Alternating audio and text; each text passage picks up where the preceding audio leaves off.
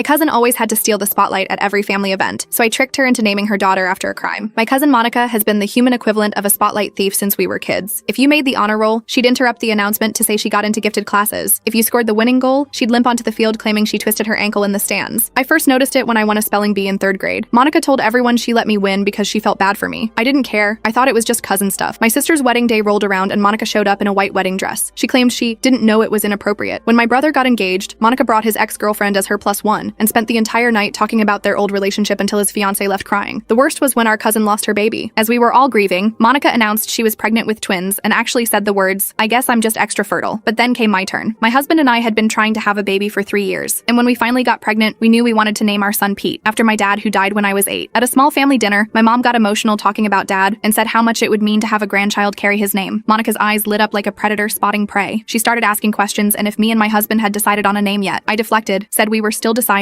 and changed the subject. 2 weeks later, Monica posted on Facebook with a post that made my blood freeze. "We're having another baby. It's a boy and we're naming him Pete. I had a dream last night that told me this was meant to be. Sometimes the universe just speaks to you." Comments flooded in praising her beautiful tribute while I stared at my phone until the screen went black, watching my father's name become another trophy in Monica's collection. That was it. I was done being her victim. If Monica wanted to steal from me, I'd give her something to steal that she couldn't give back. 2 years later, we were trying to move on, but Monica couldn't help herself. At my son's birthday party, she announced her 3rd pregnancy, turning my baby's celebration into her baby shower. That's when I got a brilliant idea. My husband and I spent weeks researching names and crafting the perfect trap. We'd give her a name so ridiculous, so devastating, that she'd finally learn stealing isn't good. A month later, I texted Monica that I was pregnant with my 2nd child, even though I wasn't. I gushed about how we'd chosen the name Felony, claiming it was an old family name from my husband's Norwegian ancestors that meant happiness. My husband played along perfectly, mentioning his grandmother's maiden name. She called to ask if we were sure. And just as I predicted, Monica's eyes lit up. She went into the delivery room already having planned to steal the name, and as soon as her daughter was born, she announced that she too had coincidentally chosen the name Felony for her baby, writing paragraphs about meaningful Nordic traditions and how the name spoke to her soul. She sent a short apology to me saying that since she already named her daughter that, I would have to change mine. The family group chat exploded with confused reactions. My aunt texted privately asking if they were sure about the name. My brother called laughing, thinking it was a joke. Even my mom, always supportive, gently suggested they might want to reconsider, but Monica doubled down, lecturing everyone about being close-minded and not understanding Nordic culture. I waited 3 days, letting her dig deeper, before commenting on her announcement post. "Oh wow, Monica. So glad you loved that name. We actually decided on Stacy instead. Felony was just my husband's joke suggestion, and it literally means crime. But you do you." The family group chat went silent. Then the messages started flooding in. My sister sent crying, laughing emojis. My brother wrote, "Wait, what?" My mom called me immediately, and I could hear her trying not to laugh. Monica tried damage control, claiming she knew all along and was just testing us, but she'd already written that name on the birth certificate. The damage was done. Thankfully, she paid to have the name changed before her daughter was old enough to remember. And wouldn't you know, she stopped trying to steal others' spotlight after that.